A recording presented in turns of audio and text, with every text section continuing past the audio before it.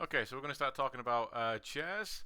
Um, Again, it's going to be a relatively quick one, this one, because we're not going to have to talk over the whole process of modelling all over again. We're going to take off what we've learned from making the walls and floors and adding details to the pillars and that kind of jazz and experimenting with the tables, not experimenting, creating the tables. But this time we're going to apply that same reasoning, same thinking to the chairs. So there is a couple of things that I've noticed people doing, which I'm thinking is where I keep getting having to talk to people about. Stop being tunnel visioned. You think through the process. When we were making the tables, we made parts separate. So all the top of the table is one big solid piece because it's pretty much the same kind of shape.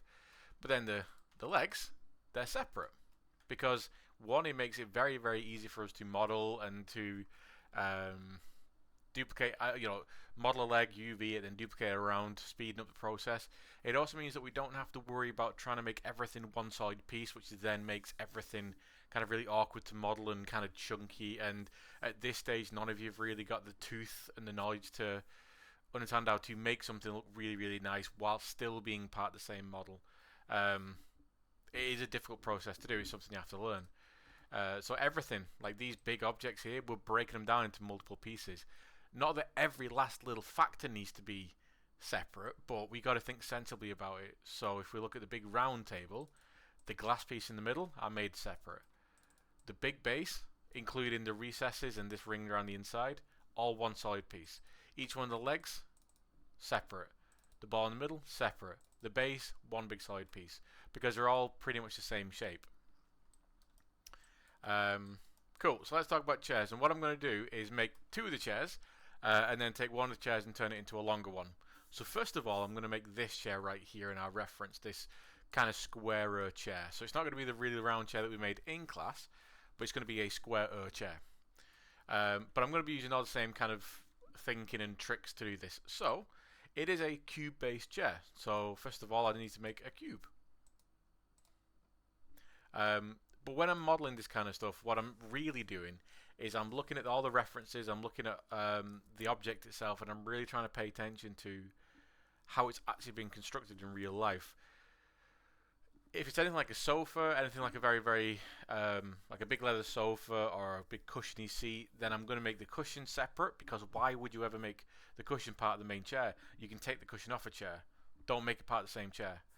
The sides, if you think about how furniture is made, most of the time the sides of the chair, the arms, they're separate. So we're going to model those separate so that we don't have to worry about sending all this geometry round over the entire thing, giving us all this horrible geometry. And for the back, again, same thing. I'm just going to treat that as one solid object, because generally these seats, you can see where these sections are being put together. Not many chairs are made of one big solid piece, and if they are, they tend to be a lot more on the simpler side rather than really ornate. Cool, so I'm making this chair. So yes, I'm going to start off by making probably either the back or the seat for this. So I'm just going to make the cushion for it. I don't really get a great look at the cushion, but again, looking through the reference, what we've got here, we've got this, we've got the back of this, at the sides, I can extrapolate the right information. I've just got to observe, and again, that's something that I've been noticing people really struggling with. It's that observation. We're looking at stuff, but we're not observing stuff, and that's really important for us to do across life in general. To be honest, it's not just what we're doing here. So I'm going to make my cube. Oh, that's got the wrong setting turned on for some reason. There we go. So I'm going to make my cube to start off with, and obviously I'm going to set that to the middle of the world. There we go.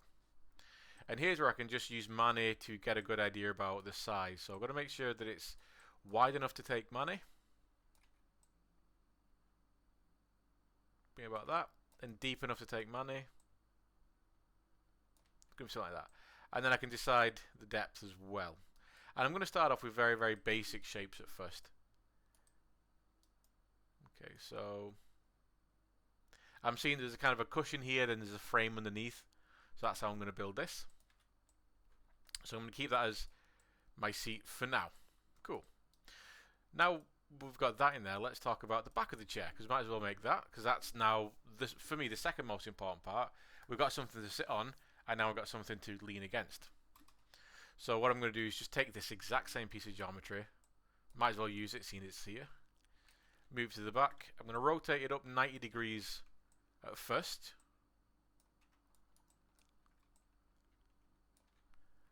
And again, just use Mani to get a good idea about, Mani my reference to get a good idea about how high this is. So I'm going to raise it up to about there. There is a little bit of a curve to it, both on the back here and a slight curve going round. So if you look at here, there's a slight curve going down and a slight curve going round. So I do have to keep that in mind, but I will, deal with that when I can. So I'm just going to rotate back like that. Cool. And I'm going to make my arms. So what I'm doing here is I'm literally just blocking in really basic geometry. Super basic. So that comes down to about there, let's say. Cool. I'm just going to take both these arms and just move them back. Okay, so we're getting something that looks looks like a seat for now. And this is a bit different to how I built it in class, because here what I'm doing is I'm thinking more about building in basic forms first rather than trying to build all the detail in there straight away. I'm building very, very basic forms. Let me just change the setting here.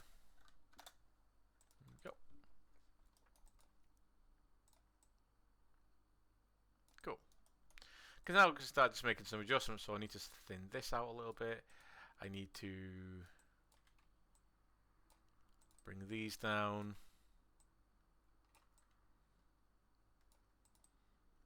And I'm just gonna flatten the bottom of this off. So I'm just gonna make sure all the faces are flat by using our little scaling trick that we've learned we've talked about a good few times. Okay, cool. Let's have a look at our reference, see if it still kind of looks correct. Which it does. Okay, so I'm looking at this. So I've got a base here. I've got the arms, and I'm seeing a cushion separate to a base, like I said before. So I'm gonna just grab this and move it up to make a cushion.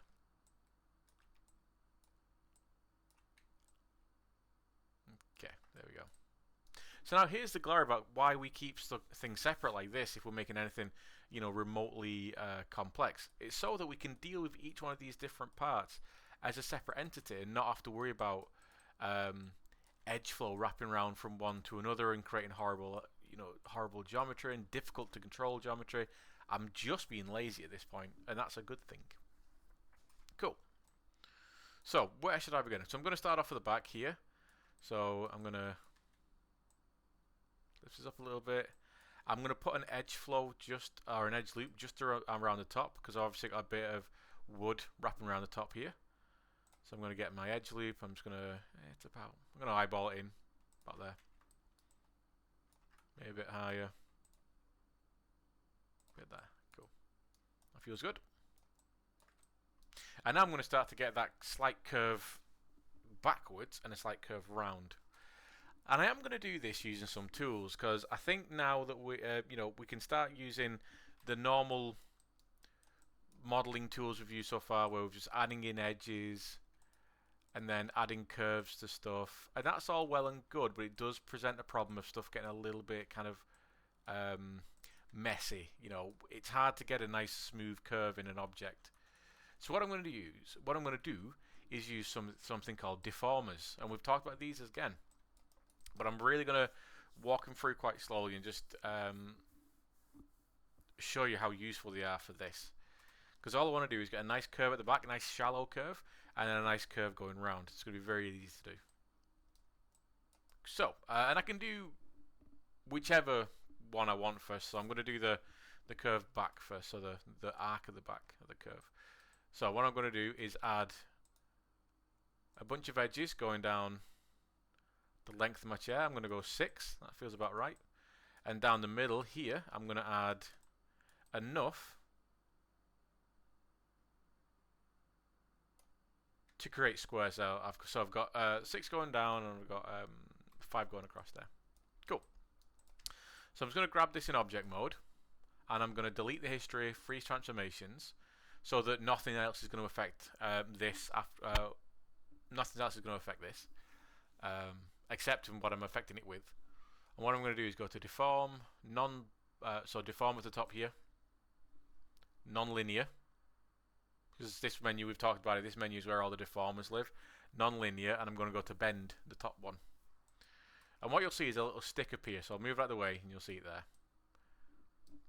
And in our channel box, you'll see that under inputs you've got bend 1, and bend 1 is this bend controller, and you've got a few options here. So envelope is basically the intensity, how much the geometry follows it. Curvature is actually the curve. So you can see there, as I'm bending this, it's actually affecting the geometry. Not quite precisely because I've moved it to the side, but you can see that it's affecting geometry. Also, I can show you what envelope does.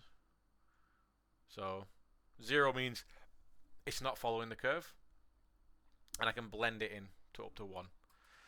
Low bound is basically you can see this little white line in the middle here. So I'll just get Manny out of the way. Manny stood in the way. There we go. There we go. There we go.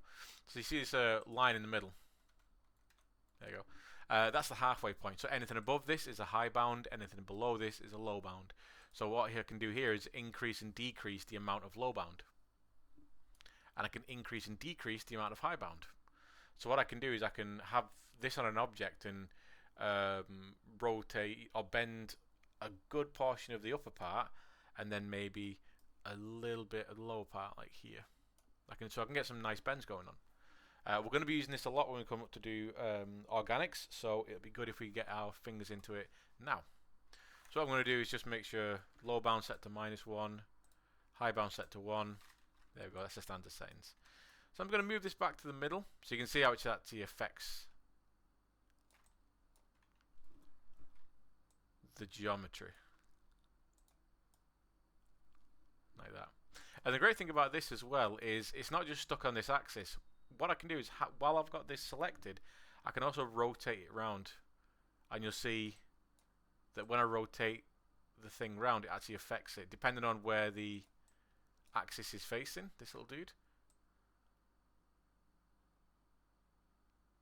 Affects how it bends. So what I'm going to do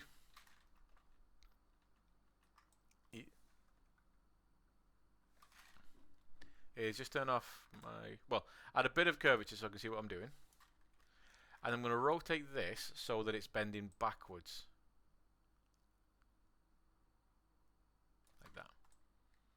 So you can see now the back of the chair is kind of bending backwards a little bit. And maybe you're going to see, you might be able to see kind of where I'm going with this. Another really cool thing about this is when I move it up and down, it kind of affects the geometry depending where it is. So what I'm going to do is move this all the way to the bottom of my object. And I'm going to increase my high bound to 2, which means it goes all the way up to the top of the object. I'm just going to bring that curvature back a little bit. So I'm going to do, maybe 4.5, oops, daisy. Let me do 4.5 degrees, maybe a 5-degree bend. I'll do a 5-degree bend. So that 5-degree bend there looks quite nice. So all I'm doing there is just getting my piece of geometry, make sure it's got enough subdivisions going down it, and then I'm applying this bend deformer, moving it to the bottom of the object, and then rotating it round so the curve is facing backwards. So it's going to bend back like this. Quite fun looking at. Like that. And I'm increasing my high bound to 2, so it's basically, because at 0.5 it's only going to bend up to a certain point, but past 2 it's going to bend up all the way. Or you can, in fact, you can just increase it until it affects the entire thing. Don't really matter. Cool. And when I'm done with that, I can move around to see if the adjustment will change anything in any other axis, but it doesn't. Not really any benefit anyway. So what I'm going to do is just, with it selected, I'm going to hit my delete history tool. Oh, with the object selected, sorry. I'm going to hit my delete history because that will delete the history. and that's how deformers work. They basically use history to be connected to an object. I'm going to do that again. I'm going to do that whole thing again. So I'm going to hit deform, nonlinear bend. This time, however, I'm going to rotate my object 90 degrees so it's flat like this. And I'm going to do the same thing. I'm going to use curvature, add a bit of bend in there, and I'm going to rotate this so it's bending backwards like that. So you can see what I'm doing because I'm looking at my reference. Oh, actually, I'm going the wrong way there. Ooh, there you go. So I need to. So I am actually going the wrong way. So I'm mimicking this shape. So I do need to go the opposite way.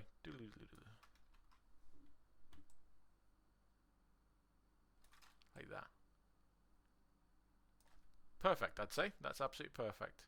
Not perfect for the geometry, but the bend and stuff is looking good for me. I can adjust some of the other geometry later on because you can see it's kind of squidging down at the edges, which I don't really want. But, boom, you know, I've got a bit of nice bend in there, which I quite like. So now I can just delete history, and then we're good. We've got the back of the chair kind of made. The last thing I'm going to do is just make sure that both edges, both back edges, basically I want to bring it so I'm overlapping these arms here. So I'm just going to grab both sides in vertex mode and just scale it out a little bit. Scale each one in a little bit. Just straighten it up a little bit.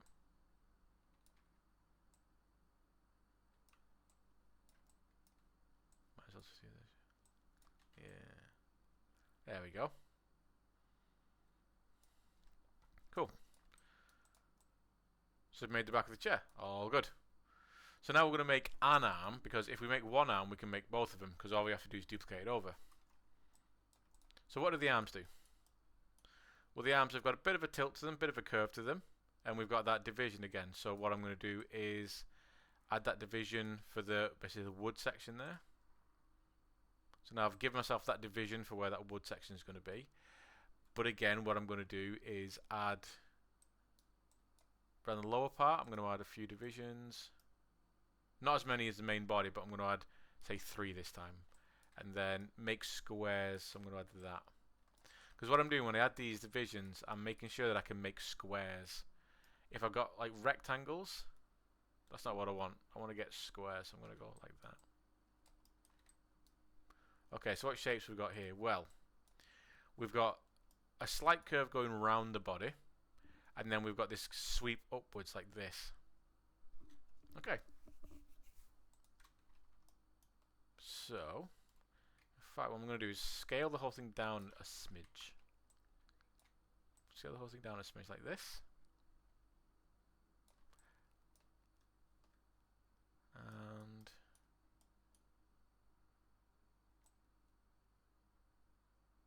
in fact, I think I'll keep these straight and just use a bend deformer to bend them up like this. I'm actually going to keep the sides. I'm not going to curve the arms in to wrap around. I'm just going to keep the arms straight, but use the bend deformer just to give that curve going up to the back. So, deform, nonlinear bend. Bring that to where I want this bend to start from, which is here. Curve it round like that. Increase the low bound this time, just because that's the one that's going down this section. So increase that.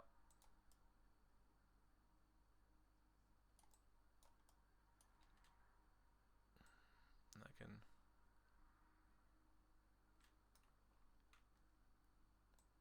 And this doesn't have to be perfect. This is just me getting something roughly in shape. Again, all this modeling stuff, I think what really confuses people, what kind of gets people is stuff isn't perfect right away. What I'm doing here is just setting up geometry to kind of be in the right position for me, and then I'm going to fix it up later on.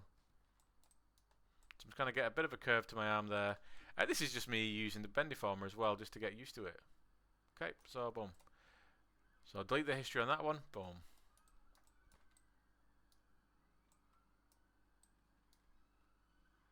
In fact, I'm just going to do.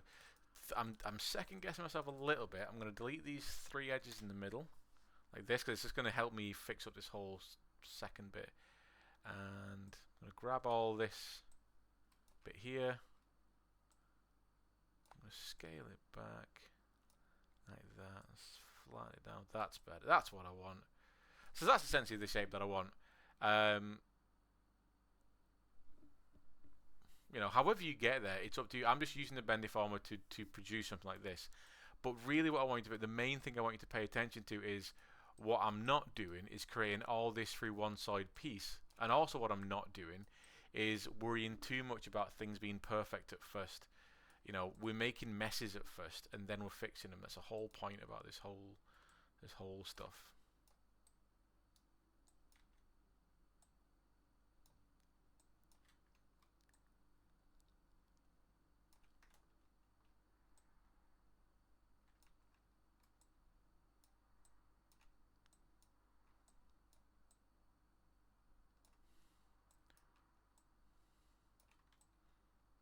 There we go. So all I'm doing there is just straightening the edges up against there.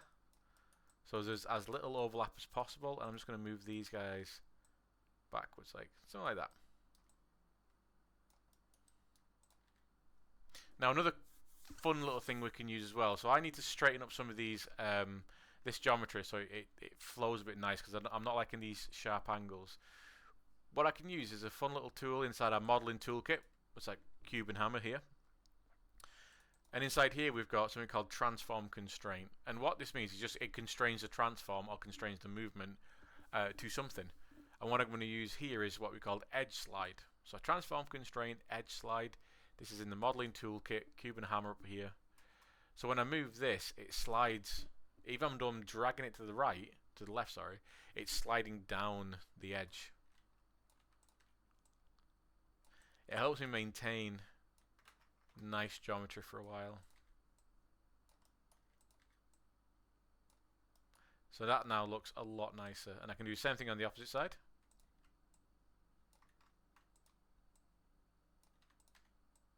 Slide them down.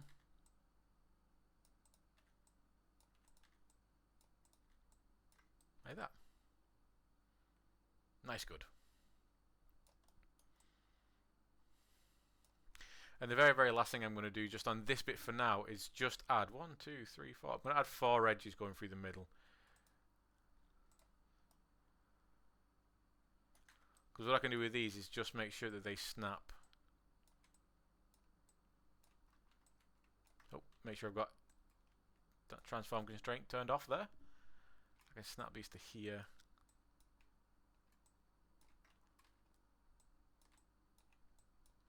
So I'm snapping them in line with the geometry coming across here. We're not merging them, we're just snapping them in line. Using that V to snap to vertex. So none of this should be new to anyone. This is all tools we've been using since literal day one. There we go. So a little bit of a complex kind of process there, but you know, we get something. And I can still mess around with it. So if I did want to do anything like a Bendiformer on this, I could just use that Bendiformer. We don't need much. So I can use that non-linear Bendiformer. Don't know why it's taking me a while to find it. And I could do something like, I'm going to move it to the kind of the mid back. Extend the high bound, the low bound there. That's the low bound I want because it's that bit. And then I'm going to start to rotate around till it's like that. Yeah. Don't need a lot of bend.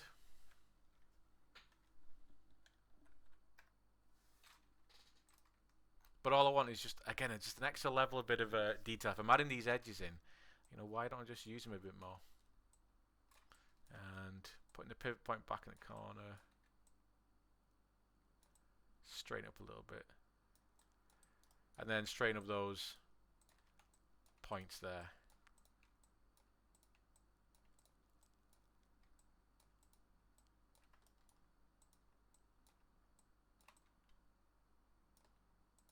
Then I'm just going to push these back till they basically merge with the mesh.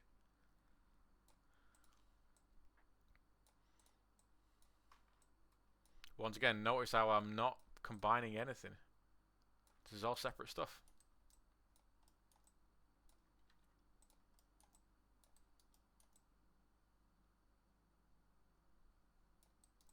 Cool. Now with that made, I'll leave it like that for now because I'm going to UV it and then I'm going to flip it over to the other side. Now the seat and the cushion, I just need to have them fit the shape we've got going on with here anyway. So I'm going to split it in half because again I'm going to do the same trick I'm doing with my arm. I'm going to make one half and then I'm going to flip it over. So I'm going to add a single edge down the middle, delete this half that hasn't got anything going on, and on this side I just need to match what I've done here. So I'm going to push this to the back so it's in line with the back of the chair there. I'm going to pull this forward so it's in line with the corner of the chair there. I'm going to move you, I believe that's, yeah, so I'm looking at the reference here and the cushion pretty much comes right up flush to the corner of the leg there, so that's what I'm going to do. So make sure they're straight like that.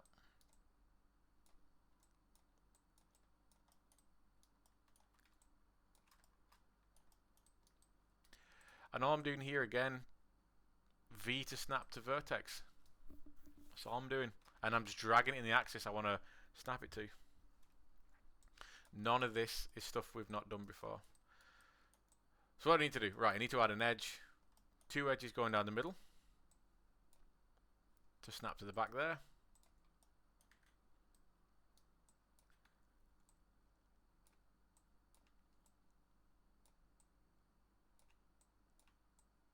Again, just using V to snap. And then 1, 2, 3, 4, 5, 6 going down from side to side. There you go. And again, just using the arrow keys, using the arrows and the move tool while holding V just to snap to vertex.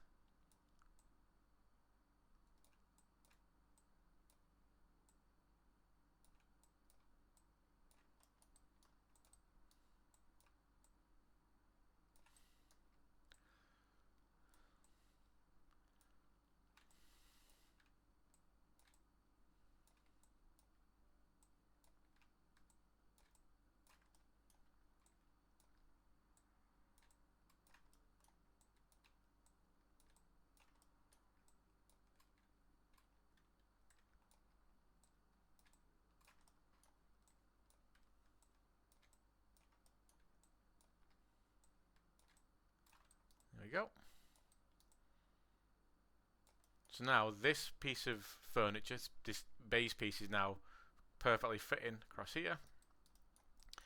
And actually, you know what, I'm going to use that just to use the cushion as well to make the cushion. So I'm going to literally duplicate that, move it up. I don't know why my snapping tool is not working today. There we go. And I'm going to create the cushion from this. So on this, I'm actually going to start making the cushion shape. I'm going to do some beveling just to soften some stuff up. So I'm going to bevel across there, bevel across the back there, around the back, and in that corner. Because I don't need to bevel anything I'm not going to see, and I'm not going to see underneath here. So, but I'm going to bevel that. Yeah, I'm going to bevel like that. So why I'm beveling these edges is because on my reference, I can kind of see there's a bit of a curl to the cushion here, both from the top and as it wraps around, I guess as it's being pinned underneath onto this board. There's going to naturally be some curve as it goes to the arms and the back as well. So I'm going to bevel these with a single point in the middle. Maybe just up the fraction a little bit to something like that. Yeah. Something like that. Boom. Perfect. And I'm going to go around and do other beveling, because what other stuff should I really be beveling, or what could I bevel? Bevel the back of the chair here, where the seat wraps around. Beveling the front of the chair here, where again the fabric wraps around. I could probably do some beveling on the top of the arms where the wood is, just to soften out that gradient. because this wood isn't going to be razor sharp. This wood has got to have a little bit of a curve to it. So what I'm going to do is just do this whole section there, section there, section there. In fact, again, you know what? I'm going to be lazy. I'm going to delete half of this because I'm only going to make half of it because it's an identical object. So if I fix the problems on one half, it's fixed on the other half. So bevel down there, bevel across there, bevel across there, bevel that.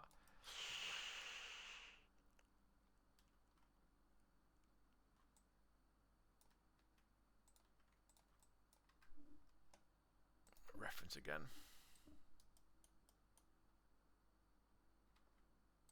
Okay, I'm going to bevel all the way down here as well. Again, this will just need me making a little bit of adjustment down here later on. Here. In fact, I'm going to do my big... I'm not going to do all this at the same time. I'm actually going to do my big bevels first. And I think my big bevels are going to be here and here. On the fabric sections, like here and here and here. They're all going to be bigger bevels, and this is going to be a smaller bevel. This will, again, I'll be creating some n-gons here. But it's okay to make them, as long as you fix them. But I'm also decided that I'm going to... So I'm going off camera there where I'm itching my foot. I'm going to create a little bit more detail in this wooden section. You'll see why in a sec. So I'm going to bevel. I'm going to increase it to, let's see, 0.7. And add a segment in there, just so it gets a little bit softer. There we go. So I'll do the same thing on this one. So I'm not going to do the top wooden section, but all the fabric sections.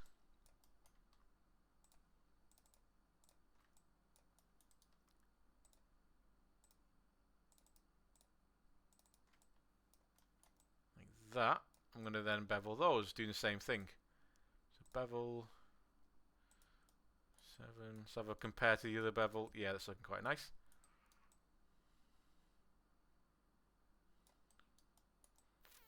They're very nice. Cool. So I've beveled the fabric sections then. Now, the why I'm beveling the fabric sections separate from the wooden sections is because the wood will have less of a smooth bevel. It'll be a bit of a sharper bevel, where the fabric section is being wrapped around. And, you know, fabric doesn't create a very, very sharp bevel. It doesn't create a very sharp edge. It creates a softer edge. Whereas this wood is going to have a bit of a sharper edge.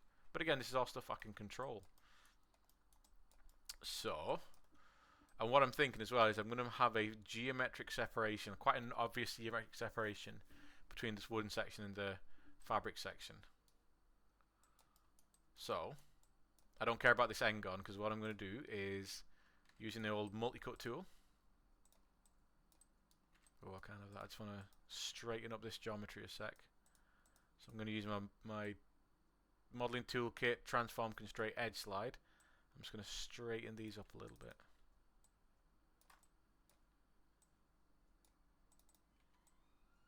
There we go.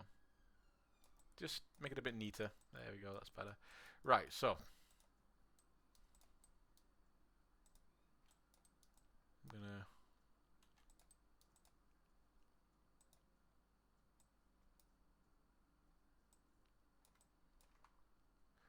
So I'm just going to go from this corner piece here where my these triangles have been created here, creating this n-gon. I'm going to go from here, holding Control and Shift.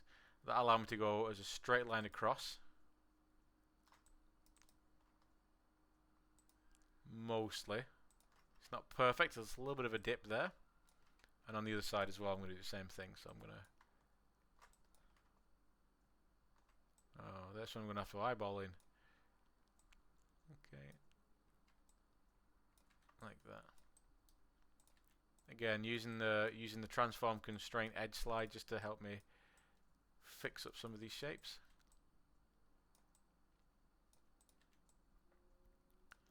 Like that. So now what I'm going to do is grab these edges at the top, so not the center ones, just the ones that create these angles right here, and I'm going to do a bevel like that, and again add a single segment. So you can see it's not quite as big as the one below it. So this is my fabric section, relatively big bevel. This one's my wooden section, relatively small bevel. But in fact, I'm going to feel a little bit spicier. I'm going to give the roll here at the front of the chair here a bit of a bigger bevel. So I'm going to, right, this one I'm going to make a bigger bevel.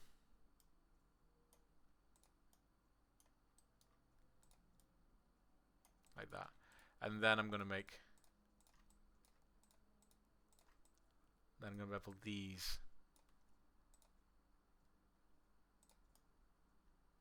with one bevel in between, one segment in between. There we go. So I'm making a bit of a mess here, but what I'm doing, as you'll notice, I'm always moving around the camera, and I'm always double checking what I'm selecting.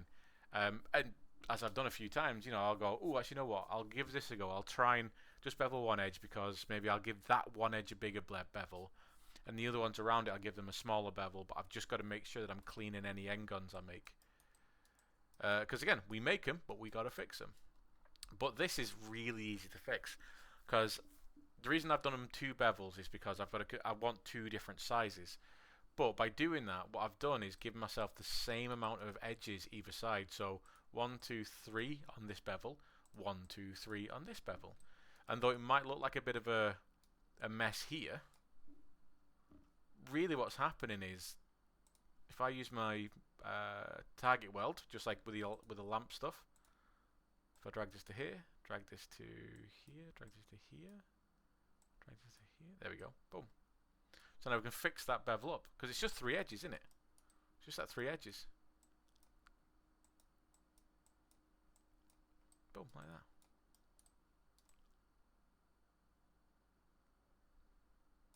So I'll do that again.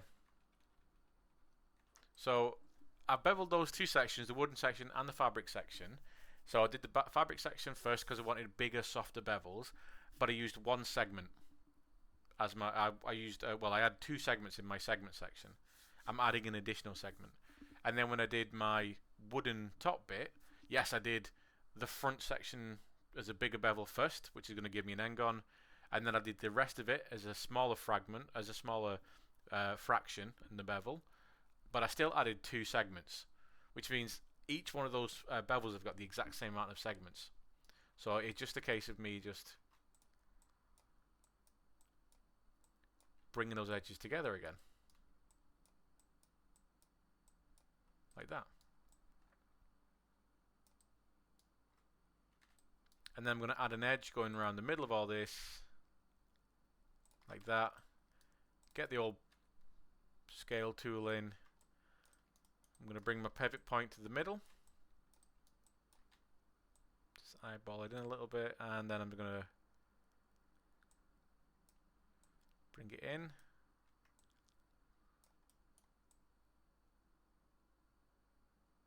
Like that. Oh.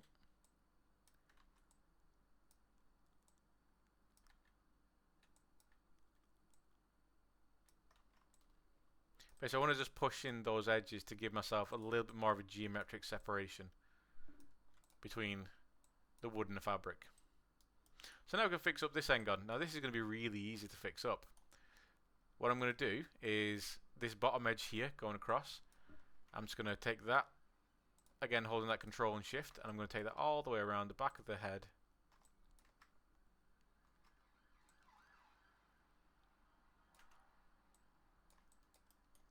Like that.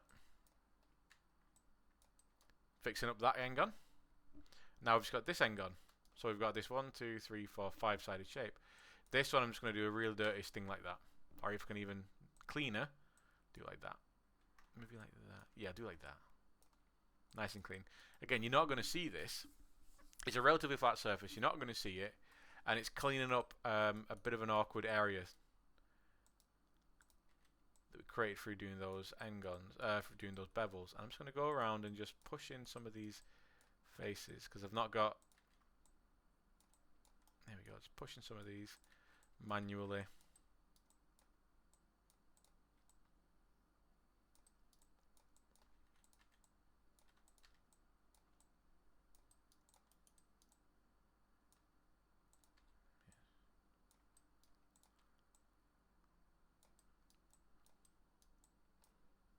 Yeah, I want these to go in. Yes, they're all going in. Just take a bit of time just going to go around and just straighten some of these up so the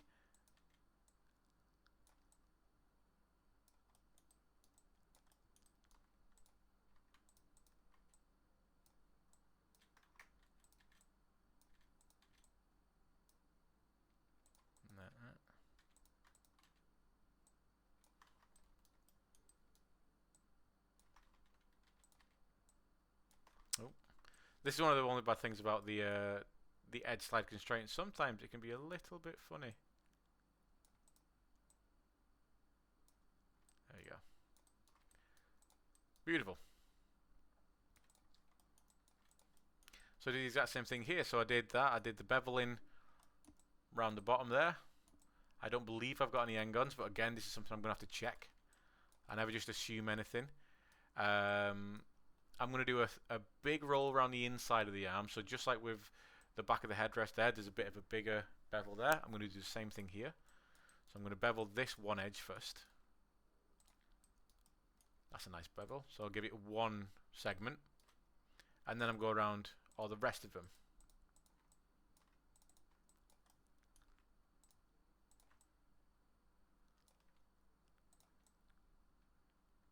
Let's see. Yeah, I'll keep doing on this one as well. Like that.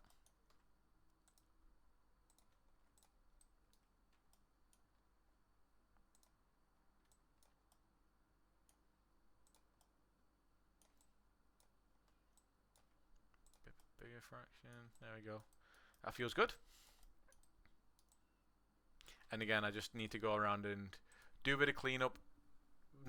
Again, once again, not everything's going to be perfect when you first do this.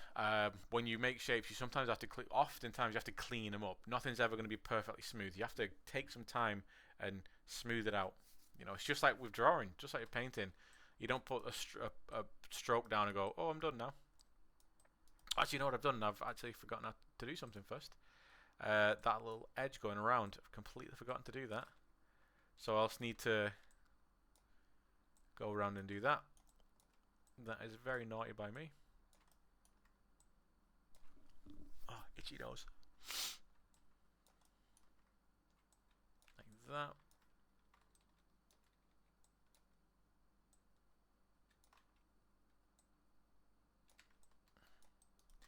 And again, it's not going to be pretty at first, but I can quickly neat it up. This is what this transform constraint is really good at doing. Help me clean stuff up.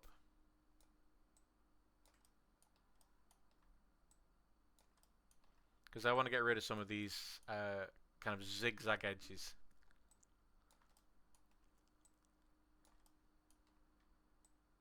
Like that. Cool. So let me fix up these end guns first of all. So looks like you've already fixed you up anyway. You're already okay. Okay, you're already fine. I think due to the way I did these bevels, and because they're a lot smaller in a lot smaller area than the ones I did at the back of the headrest, some of the end guns are kind of fix themselves up because they'll merge into each other through the beveling process. If you make the bevel big enough, things will kind of just attach to each other.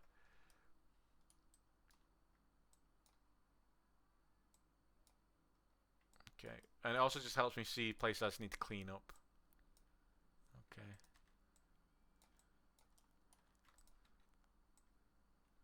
So let me go through and just...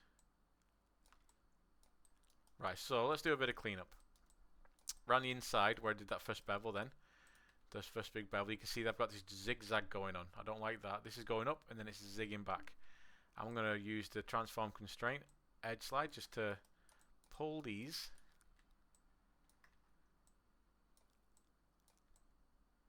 into a nicer position, a smoother position.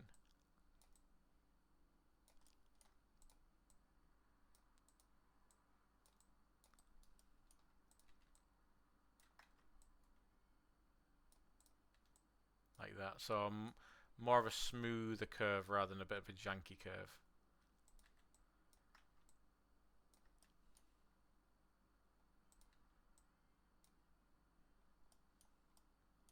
So that's quite smooth there. I'm not angry about that. Here, what's going on?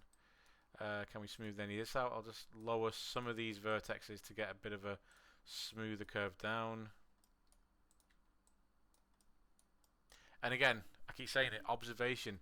This is what I'm doing here. I'm observing the surface. And I'm looking for things that might just need to be cleaned up. That's nice.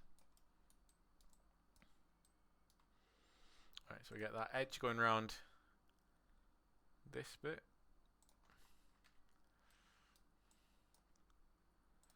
And what I'm going to do is, with my scale tool on this one, I'm just going to use the green arrow because I don't want the y-axis to get scaled at all. I don't want any of this movement, but I just want a bit of x and I want a bit of z. So what I'm going to do is use the green square because this green square ignores the y-axis. So I'm going to click it, so now that is active because it's yellow. And what I can do is middle mouse drag in the scene to actually activate that tool because it's yellow, means it's being active. So now I can just scale it in. Oh, I need to do some x-axis stuff. Again, I just want to get a bit of a visual separation between those.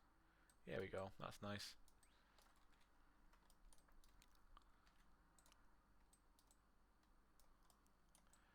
And what I'm going to do is, again, same issue we had top and the bottom. We have this n-gon we need to fix.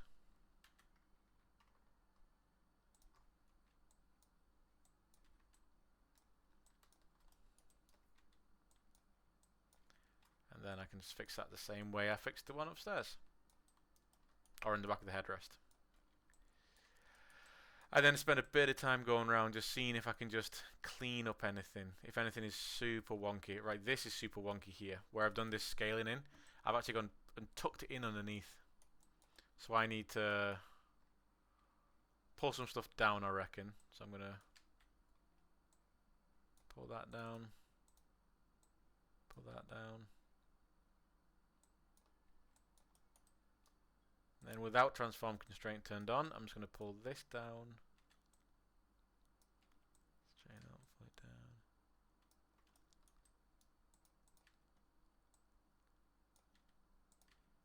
Again, just neaten stuff up. Spend a bit of time neatening stuff up. Just do some housework.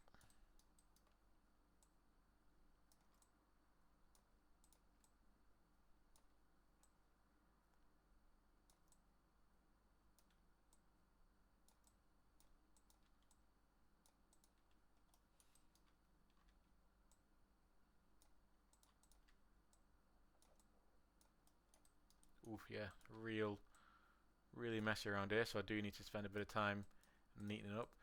And some of you might and do kind of freak out when things look a bit messy, but honestly, fixing stuff up is not hard. You just gotta breathe, number one, you just gotta breathe. And then just move vertexes around. Why working low poly as well is good. You don't want to put too many faces or edges in there for early on. So you can make these big adjustments. So then when you do go higher poly, you've got more control.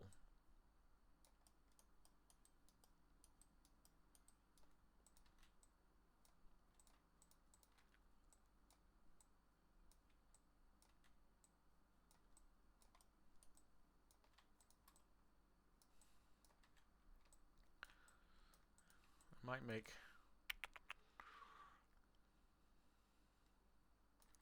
No, I won't do that. Yes, I think in this back corner, only this back corner here and here, I'm going to create some kind of merged triangles like this, just to neaten stuff up. It's not ideal, but I'm experiencing a bit of issue with trying to get this back bit looking neat, so I'm just going to bring those together like that. Because I don't know, later on I might even end up deleting some of this because I'm just laying in specific bits, individual bits at the minute.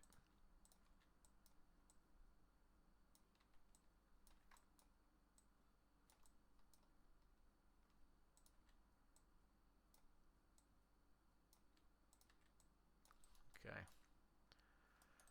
Straighten some edges up. So again, what I'm looking for is this zigzag.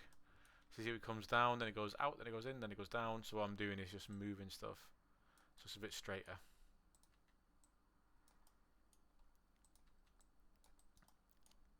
There we go. Get rid of of any of those zigzags. And that's purely just from that scaling stuff I did before. So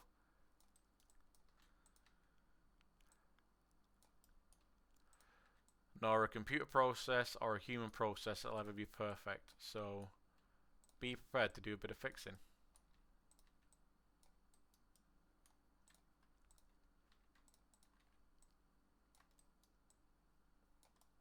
There we go. And so we check for the old front. I think if we just, again, straighten some stuff up.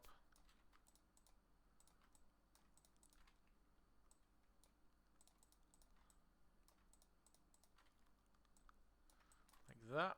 To look from the side. Yeah, I'm just going to grab all these geezers, straighten them up, bring them forward a little bit. Because that was a little bit too much of a dip in there. There you go. Looking nice. Don't think I've got any other end guns anywhere. Let me just do a check. Nope. I don't really care about this inside edge as well because that's the inside of the arm. So if the rest of it reads okay and there's no end guns, I'm happy.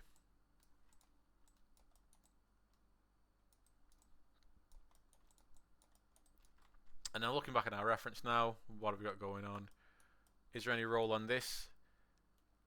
There's a tiny bit of roll on this, and I'm just going to use some very, very simple beveling there and there. Maybe here as well. So bevel these three edges just to give myself a little bit of roll.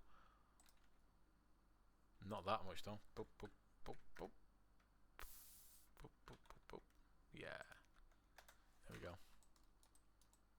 Again, all that's doing is just taking away any very, very sharp edges. And just checking that I've not made any end guns, which I've not. Cool.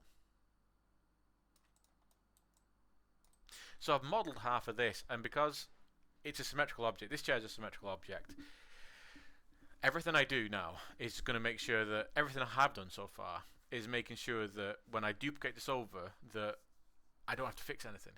So if I start off with the chair here, for instance, I'll Control D to duplicate, get my scale tool, and if I hold J for Juliet and just scale into the middle, it'll flip eventually like that. Oh, actually, you know what? I need to freeze transformations and delete histories, because when we do this, we don't want any scale information that's not 1. We want all the information to be kind of zeroed out. There we go, like that. So now when I hold J, that's what I want. Okay, so it's flipping the exact amount to the left hand side. So I'm gonna reverse, do the bottom bit. I'm gonna reverse, do the back bit,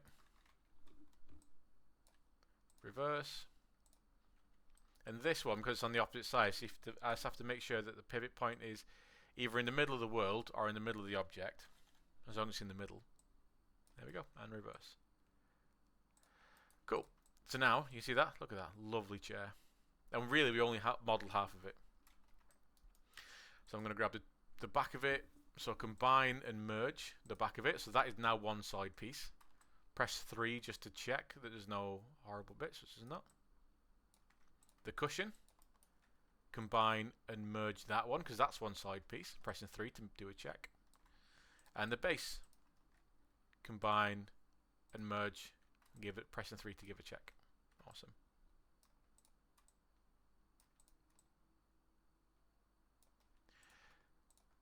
Now these don't need combining and merging because they're not physically connected, but now that I've done that, what I'm going to do is just combine them all together like this. Not merging though, I'm not merging, I'm just combining. Because I do still want these to be physically separate, that I can move them. Awesome. I guess the last thing to do is just go around and sharpen edges I want to be sharp and soften edges I want to be softened. So overall I'm just going to go to Mesh Display, Soften Edge. So that's going to soften the whole thing. So it looks quite nice actually. But you'll see that some places get really dark in the edges. That's because that's essentially a 90-degree angle. And when we soften an edge, it's really hard for the computer to bend light across a 90-degree angle smoothly. So it creates this kind of like shadow pool.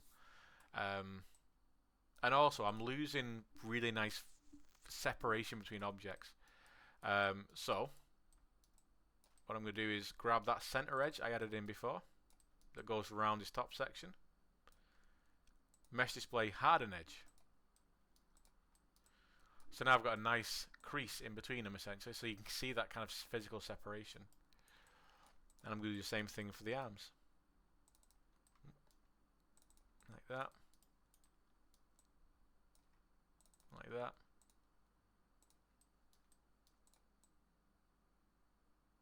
To get nice physical separations. And anywhere that's just a 90-degree angle, I'm just going to go harden it anyway. So this, harden that edge. This one, harden that edge. Harden that back edge. Harden this front edge. Like that. Nice. So there is other stuff I can do at this point just to neaten some stuff up, and it's going back to that modeling toolkit transform constraint edge slide. I'm going to just try and, without destroying stuff too much, just neaten up these center pieces, this back piece, so that edge slide is sliding those edges around, but it's not. It's trying as much as it can to not change the shape of the object because it's sliding across the edges. And because I'm making slight adjustments there, it's not like I'm really changing the shape. I'm just sliding around a little bit. I don't know what these hands are doing.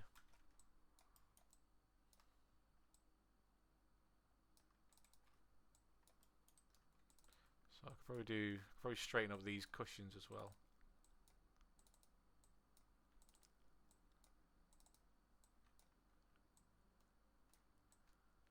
Yeah.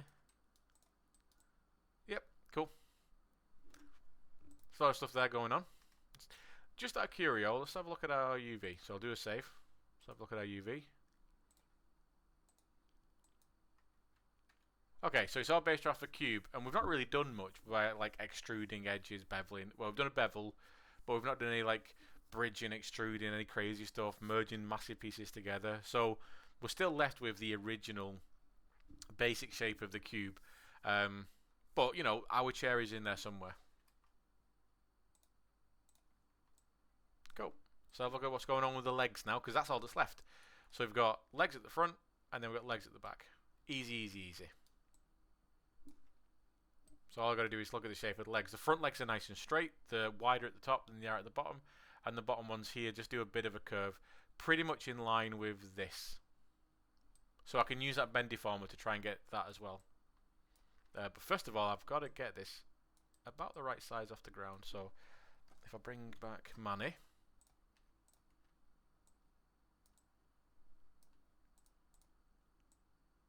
Yeah, that's about right. That looks about right to me. Thank you, Manny.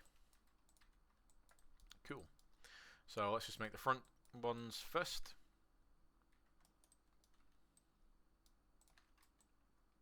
So this is going to be snapping to when it wants to snap. Oh, because if I've got edge slide turned on again, remember to turn that off.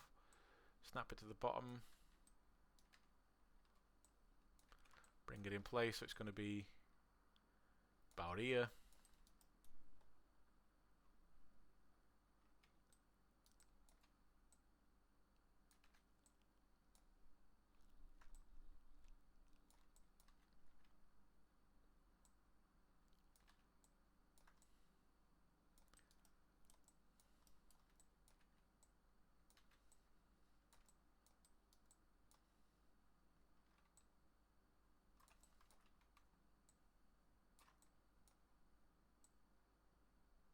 About there. You know, I'm happy with that.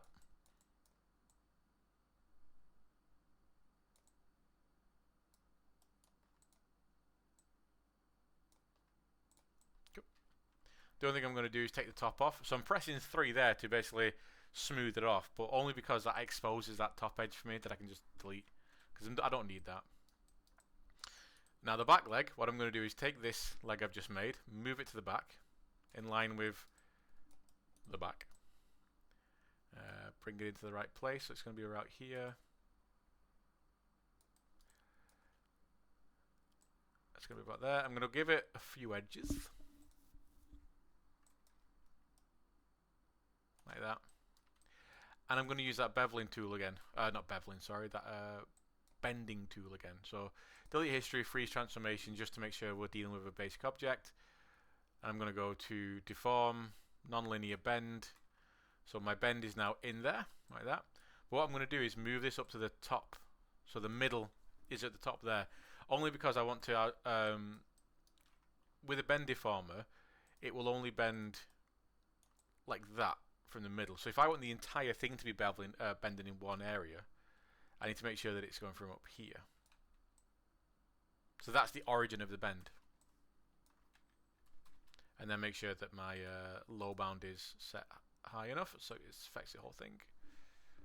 I'm going to rotate to the back. And then I'm just going to obviously bring that, that's a bit too much of a bend.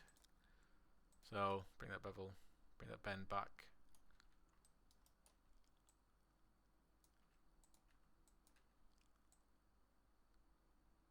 Just kind of, you know, that seems about right to me. It's mimicking that shape enough.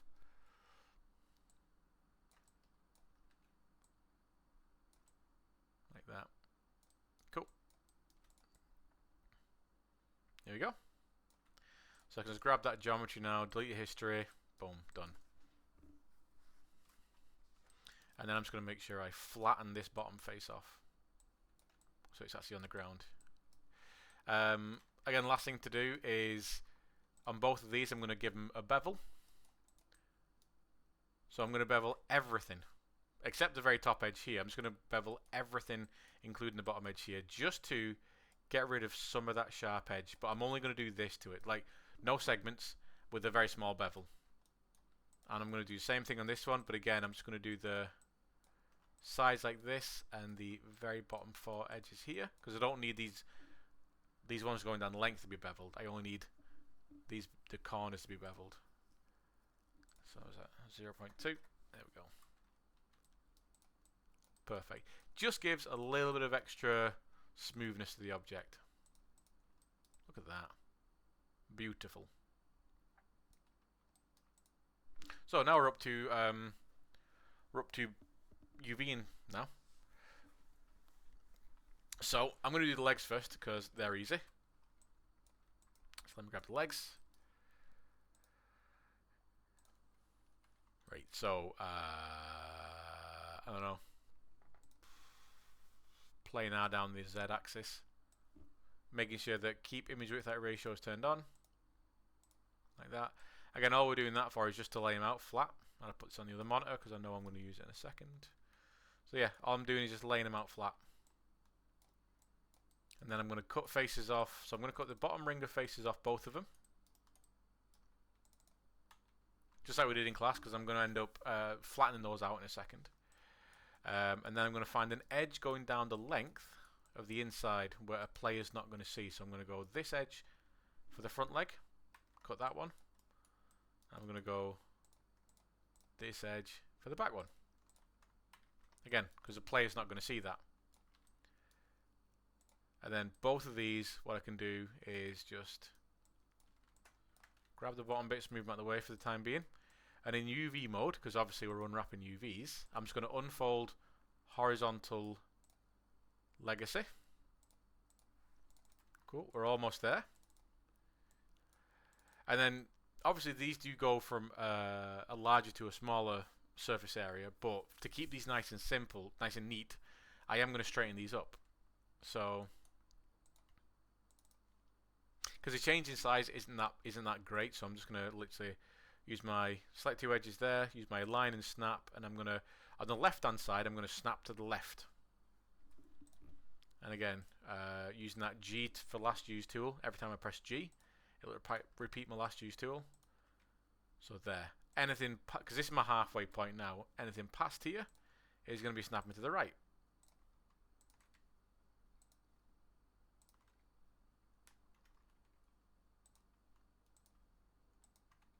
There we go. Like that. Do the same thing on the other one. So get all the UVs going down the right hand side. Oops, a daisy. There we go.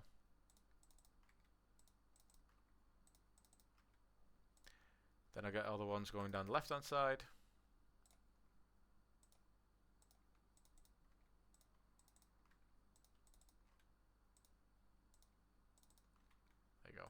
and then just straight into the middle, the ones going through the middle. And this just gives me a nice UV that's easily arrangeable, easily stackable, easily if we're using a unique tile, unique UV or a trim sheet style UV, it just makes it easier for both of them. And these two end pieces, or the bottom pieces, all I'm going to do is do a planar y-axis just to get them laid out like that. Give them a flip because obviously they're red. And then I'm going to sew these back onto their belonging pieces. But what I got to do first is make sure that these are actually the right size. So I'm going to get the textile density off this one. So transform, get that textile density, and then apply it to both of them, to everything now. So that's, in fact, I might as well start going through using my general setup. So in this box here, I'm going for 5.12. So every centimeter is 5.12 pixels. And I'll set that. There we go.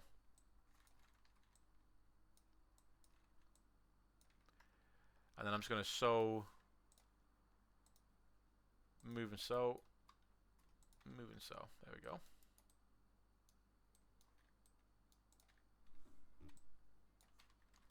And now they're good to go. Easy. So I'm going to delete this arm because I'm going to duplicate this anyway. So I'm going to go, let's start off with this arm.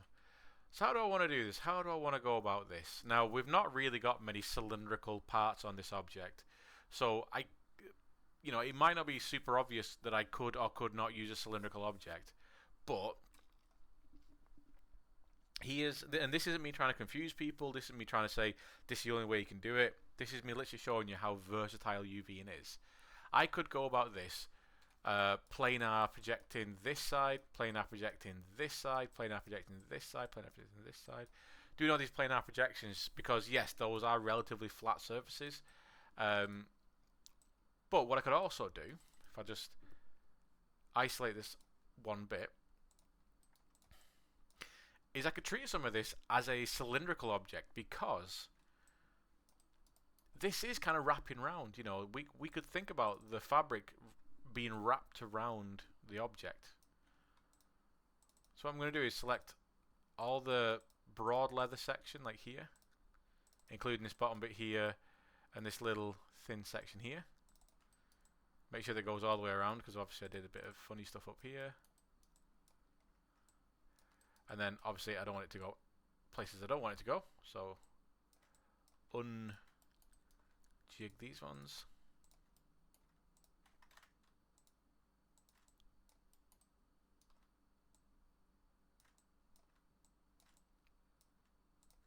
See, I could do a lot of planar projecting on this one, but I'm actually going to do this using some cylindrical projection because I'm seeing this going all the way around. You don't have to. You could literally do it like cylindrical. Do it planar. I'm just giving you options. So I'm going to do cylindrical. So there's my thing. Look for where the seam is, and actually the seam is almost in a good position. The seam is at the back, but it's on the back of the outside, and I think this should be on the back and the inside. Like here, because again, this is where you're less likely to see as a player. So you can see there, it's giving me this kind of unwrap, which is okay, but we're going to fix it up. So I'm going to find that little red X that we've been talking about. That little red X right here. I'm going to click that, so that gives us access to our rotation. So then I click our rotation. So then I get access to the rotation, and then I'm going to just rotate around until this white line is over here. Like that. Boom. Now it's not perfect because some bits are still over, like here. This face isn't quite cooperating. But there it's cooperating. So I think just for ease, I'm going to leave it there. Because what I'd have to do if it was this one is I'd have to cut this face off here and sew it back on and stuff. And I just can't be bothered doing that. So I'm going to leave it in that position there.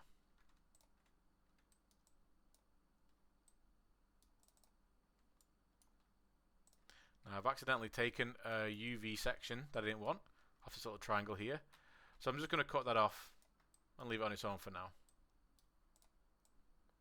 Have I taken any other pieces I didn't want to? If I have over UV'd something, it really doesn't matter. Because as I go through and UV the other pieces, they naturally get brought onto that cluster anyway. Okay, so, boom, that's done. What I'm going to do is a horizontal unfold. And we're pretty good. We're pretty done there. I'm probably going to end up straightening this up anyway, to make it a little bit nicer to deal with. Not on the top bit, but just on the side bits. Just to make it a bit nicer, because I could deal with this, I just can't deal with this slanted section here. But I'll not do that yet. Okay, what's left on this arm? You know, then we've got this bottom bit here. Okay, so let's do this bottom bit. Let's grab all these geezers. Now this will be a planar projection because this is very flat.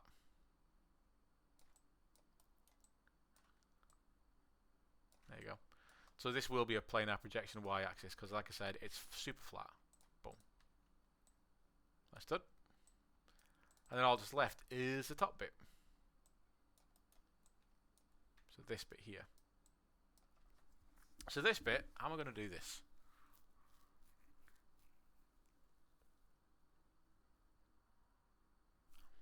So I think what I'm going to do with this is risk having some seams. Because what I've got here is essentially like a box shape. I've got a lid on top, which is the top runner faces here. That's my lid. And then I've got 4 sides going around it. I've got front, back, and sides. So I'm going to have to deal with this. I'm going to probably create some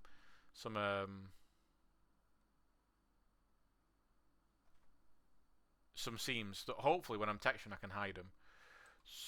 But what I'm going to do, I think what I'm going to do is planar project from the x-axis, but ignore these bits. So the very sides, I'm going to ignore those. I'm just going to deal with these sections because they're the ones that are basically wrapping around the most. They're the ones that got the curve.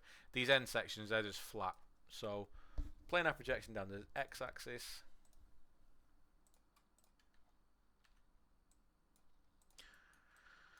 And then I'm going to do a vertical unfold, but this might end up being a bit messy at first because we're dealing with a curve. So let me see what happens. Not that bad. Not that bad. This is a bit iffy, but again I can deal with it.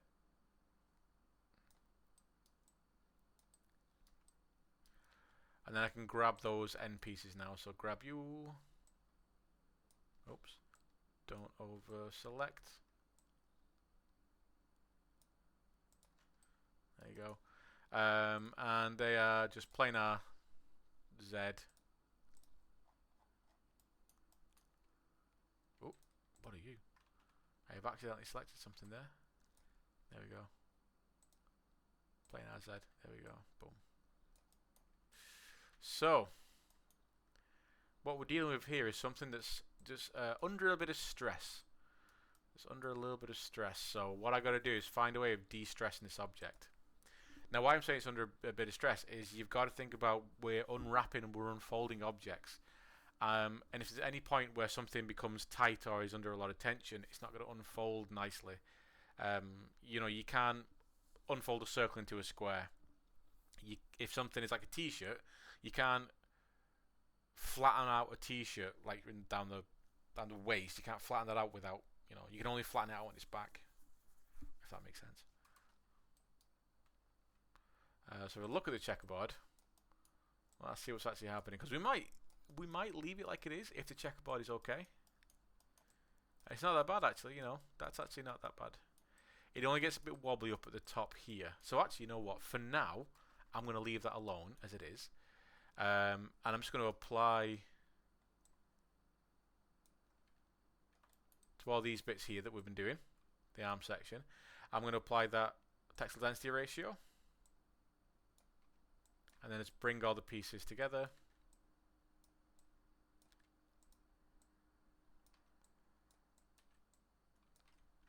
There you go. And sew those all onto where they need to go. So I think I'm going to sew you onto there.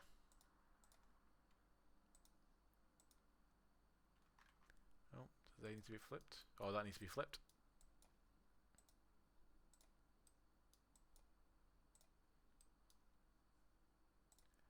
Yep, there we go. Pop, pop.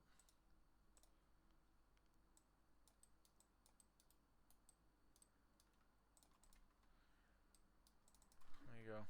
I might just hit this with an unfold 3D to see what it does. It might give me a really bad result, but if I do this with a 3D unfold... Okay, so it's given us this issue of... I don't know why it's giving me this. So non-manifold geometry is something that we'll probably have to start talking about soon. But it basically means there's an issue with my mesh. It's not mean I'm going to scrap the mesh. It just means I've got to solve it. So if I click Fix Mesh, what might have happened somewhere...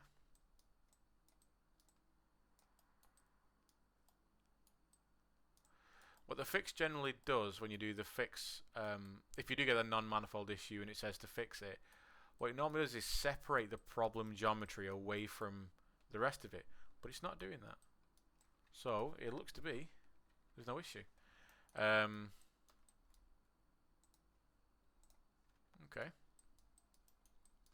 So that's not my neatest work, but for now it's not bad. I'm not going to lose sleep over that. Go. Now this one, this long piece here.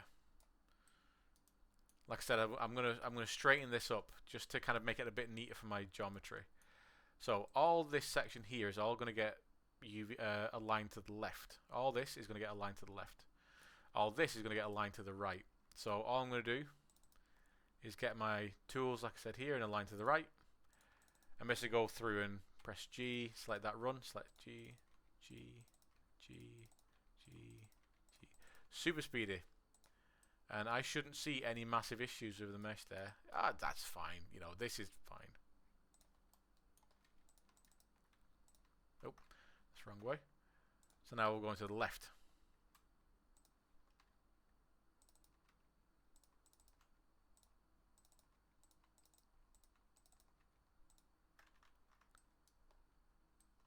Ooh. Fun bits of overlapping UV there we'll have to think about.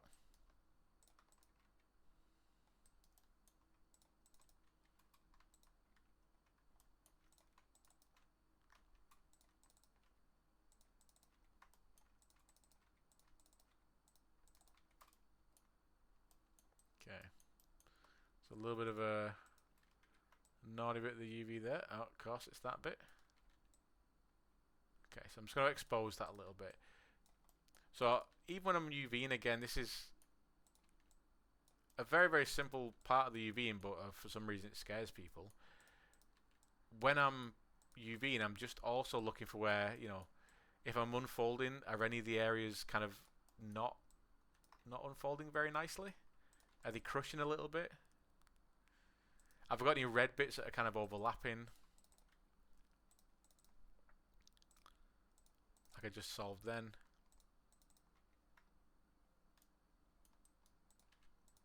Is it worth me just exposing some areas a little bit more? So I'm pulling these up just to expose them a bit more.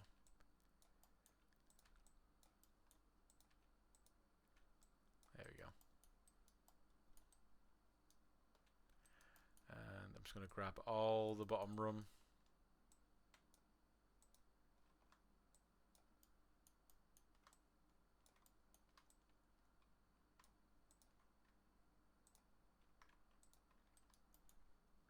So now I should have... Okay, I'm happy with that. That's fine.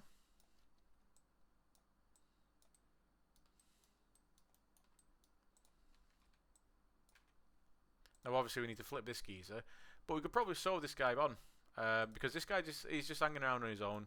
He's not really doing anything, so he belongs somewhere.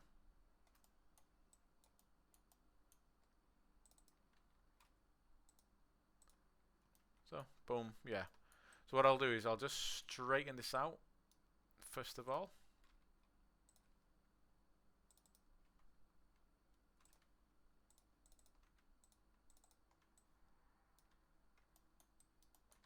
go. So nice and straight, and just sew it on. Again, just do a bit of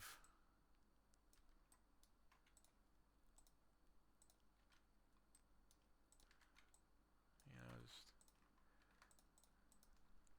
get these nice and straight. There we go.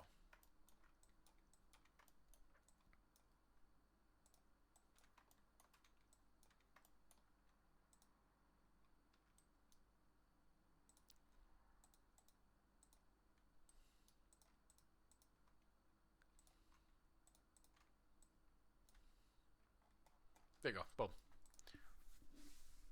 Now does that look? Looks perfectly fine. Cool. So there we go. So that's one arm done. Which means I can grab that, duplicate it. Oops, Daisy, that needs to not happen because I accidentally duplicated the entire thing then. So make sure you don't do that. So I'm going to duplicate this arm. So remember, we've got, if we just select it all in face mode, we can go to edit mesh, down to duplicate, and that'll duplicate a portion of the mesh rather than the entirety of the mesh.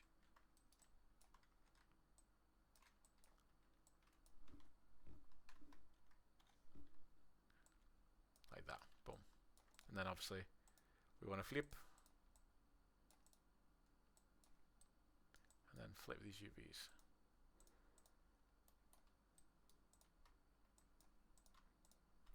Combine that back with it.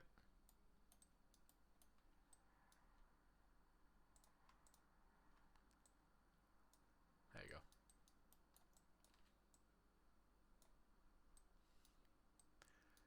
The back piece is going to be really easy because I'm gonna approach this pretty much the same way as I approached just the arms, but this is going to be a bit easier because just the shape's just a bit simpler. In my opinion, shape's a bit simpler, but I can approach this the same way. So I can do a cylindrical unfold, or I could do planar projections. I think I'll stick. This one I'm going to do planar projection. So I'm just going to planar project this down the Z-axis just for a change. Boom, like that. And then I can find out how I want to stitch this together. So where is the stitching going to be? I feel like I want the stitching to come down here. Like that. So there's going to be a larger piece that wraps around the back here. And the stitching is going to be just on the inside here.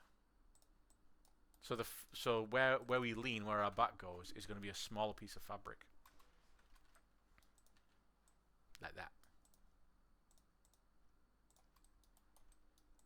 And this just needs a horizontal unfold. Well, this actually needs, I could technically do both on this one because the planar projection, it takes an orthographic shot from whatever axis you're taking it. But you see how this one's slightly tilted back and slightly curved? Technically, it's not going to be a perfect unfold. So what I can do is do a horizontal and then a vertical, just to see what it gives me. And again, I'll check out the checkerboard. It still looks very square, obviously, so it's not bad. But yeah, I'll do that horizontal unfold first. So you'll see, obviously, the sides of the chair get exposed on here now. There you go, they're exposed. And then if I just do a vertical,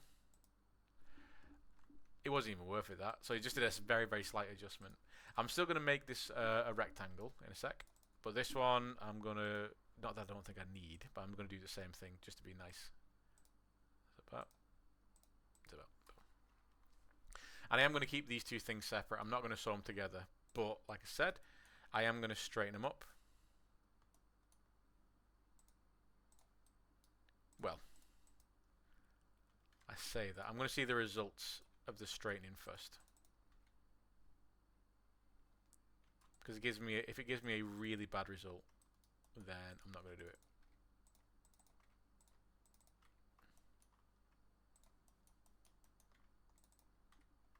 Okay.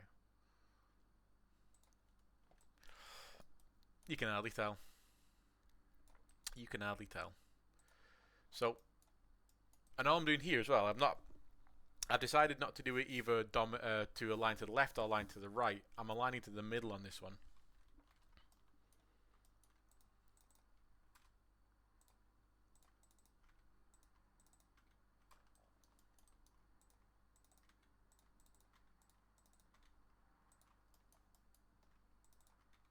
Like that. And then align to the middle for all the rest of them. Going horizontally. Again, remember that G to use last use tool. So if my last use tool was aligned to the middle, then every time I press G in my UV world, I'll have the same tool being used.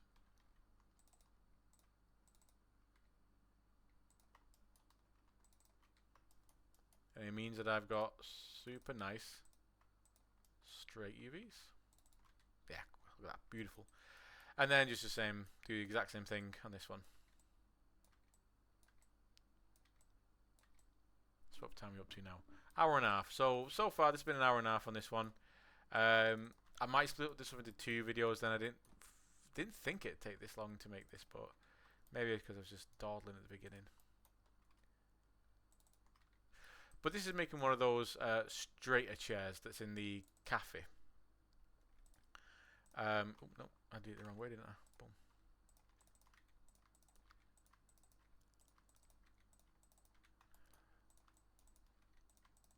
And it's a little bit late at night as well, so I'm probably not going to make the other video now. Definitely not, because it's 12 o'clock at night now. But tomorrow I will do the other video. But I'm obviously going to finish up the UV on this one, obviously. So again, just applying that textile density to that one. Not for any great reason, it's just to get everything to the right size, to the same size. Okay, now I'm going to grab the very top. Actually, no, I could do the very bottom first, because that's going to be a nice, easy one to do. So I'm going to grab the bottom first. Grab the bottom, scale up. Y-axis projection, because it's just flat in it.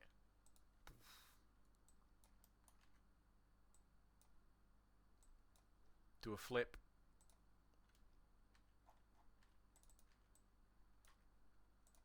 Scale it down.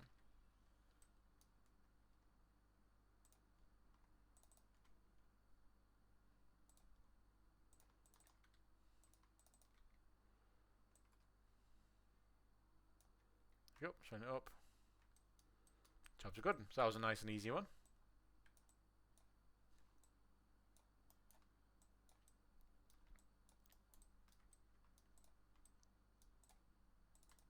Yeah. And what I'm going to do is I'm going to do the same thing I did with the arm sections on the wooden section on the arms. So I'm going to grab all the side sections and not grab the flat sections on here. So ignore these flat sections. Got a really itchy face.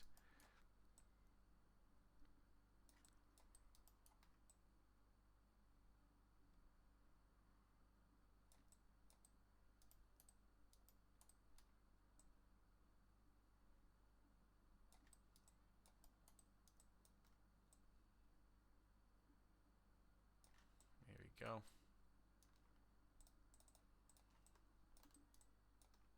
That. Okay, so making sure obviously I've got the little faces underneath.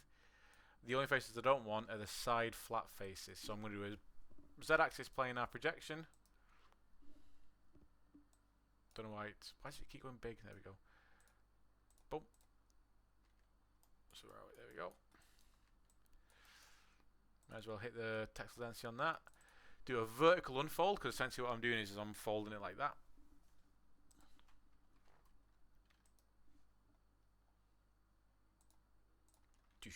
There we go. And again, I'm just going to strain it up. Because I suspect, just like with the other parts, the change that this is going to do to the actual UVs isn't going to be too drastic.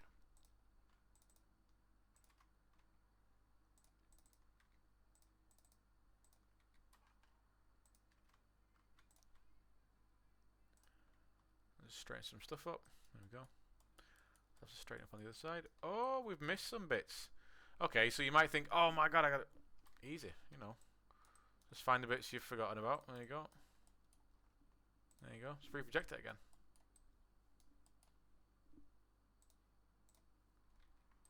You know, UV is such a quick process that, you know, if it does happen, it's not hard. It's not a hard fix. So yeah, just go and do my straightening thing again.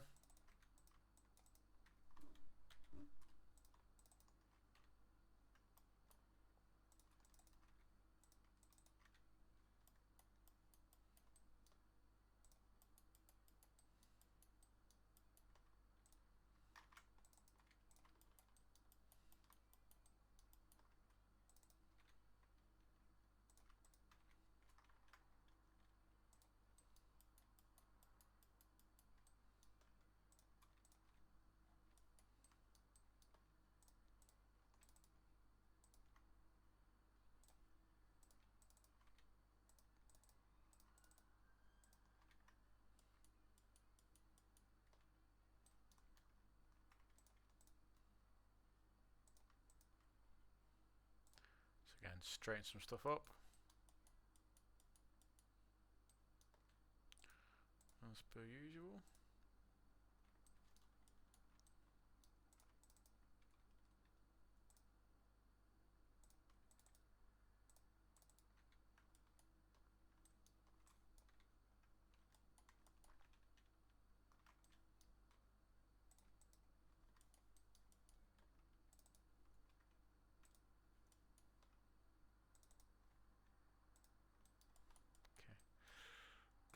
So that's probably why this video takes on a bit longer, because it's just a few little bits of annoying UV bits that just take a bit of time.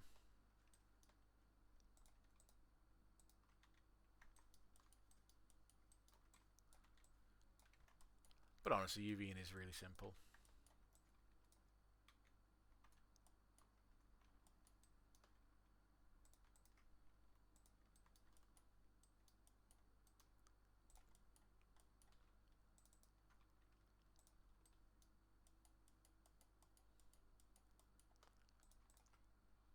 There you go. Check the checkerboard on that. Make sure it looks pretty good. Yep, looks perfect. Cool. So what else is left with that? Well, it's going to be the side pieces. Oh, make sure we've got not anything else selected. Oh, make sure we get that bit as well.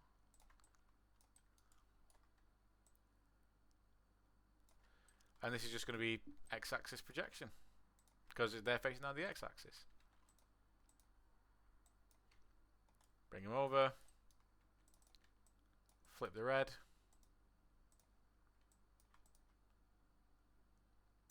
Apply the scale.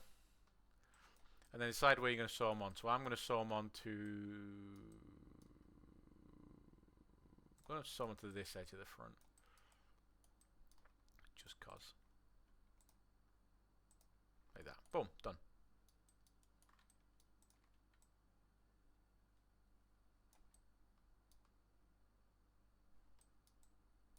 So that's all the back sections are done. So both sides, both hands are done. The side section's done. Let's do, and the feet are done.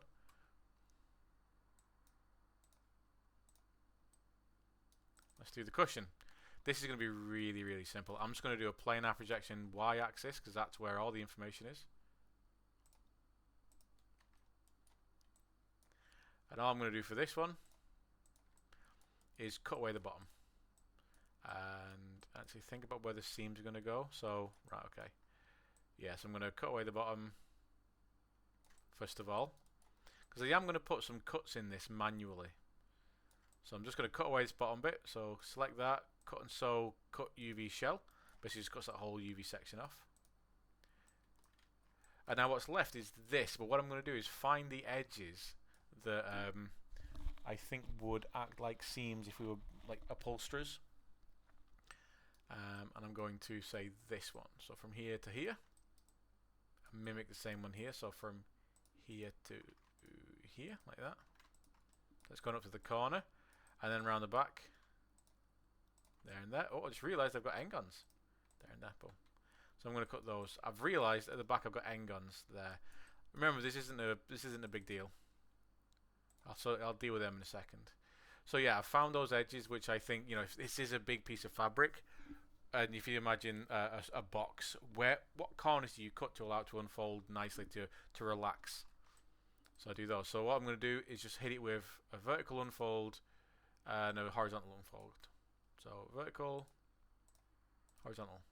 Oh, you know what I could do? I could just try and see what a good old UV unfold 3D does to me. Perfect. Okay. So in that case, that's one of the few occasions so far that for me the unfold 3D has actually done a good job. For this anyway. That's done perfect. There's nothing wrong with that. The only problem on this is being, like we said a minute ago, N-gons. So I've not fixed up my N-gons, but the great thing about UVs is if you're just adding edges by either selecting edges and connecting them or using a multi-cut and cutting across them, they just add straight onto the UV. So I'm going to take my multi-cut tool. I'm going to go from here to here. And what you'll notice is the edge just appears. Don't worry about that as well. That's because I've got it isolated. So it doesn't like producing the new face, but it is actually there, as you can see. But as you can see, it's actually added that new face in there. That new edge. It doesn't destroy our UVs. And if I do that on the other side, you'll see it happen.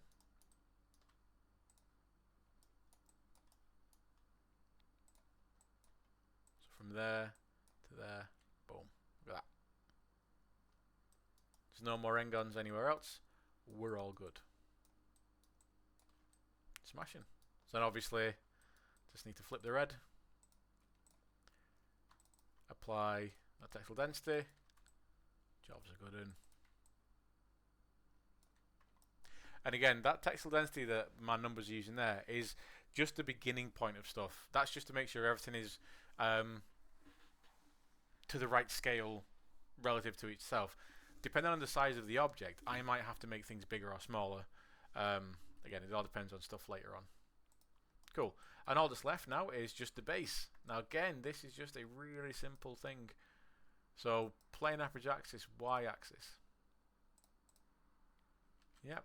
And then if I just isolate that off, what are we dealing with? Well, here I don't really need to worry about seams or anything. So what I'm going to do is just cut away the bottom bit again.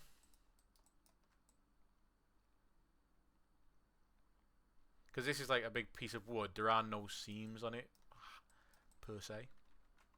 Oops, daisy. Cut UV shell. So I just cut the whole section off like that. Find the corners I want to cut. So them two corners there. And these corners here.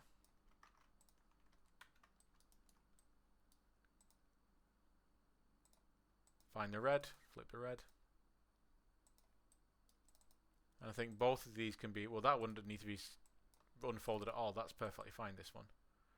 This one, again, I'm just going to do that unfold 3D.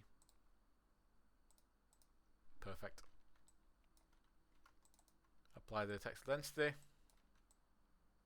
Bring them together.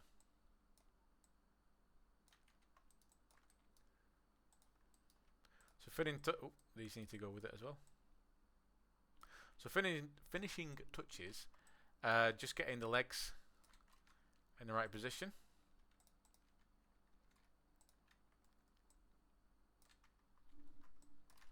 So I duplicate, and I R for scale, hold J, and I flip it to the other side. Pivot points in the middle, Control D, J, R for scale, hold J, flip to the other side. Oh, no, you're not actually in the right position. There we go. And then I just have to move. And then the UVs are going to need to flip in. So there we go. Grab everything.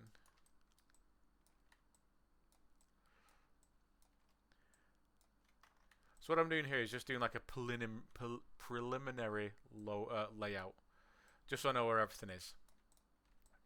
This is in the actual UV layout. Because again, I don't know if I'm going to do a unique texture for this or I'm going to do a trim sheet style texture for this. I just need stuff laid out for now. But I still want to be quite neat.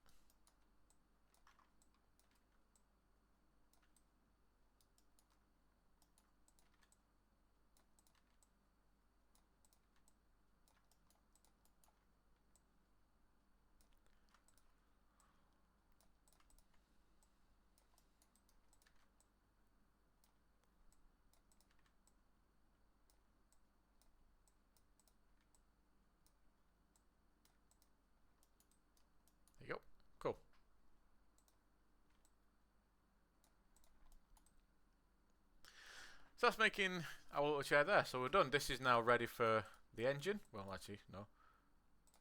Now it's ready for the engine. Making sure the point's obviously the middle of the world. Well, the chair, there we go. Making it like that. So now the object is ready for the game engine. We gave it a name, so this will be SM Chair B. If I've already got a chair A, this is going to be chair B, or chair 1, chair 2, whatever. UVs are done. Ready for decision of if it's going to be a unique texture or if it's going to be a trim sheet style texture. All the edges that need to be hardened have been hardened. All the edges that need to be smoothed have been smoothed. And that looks pretty damn nice if I don't say so myself. If I say so myself.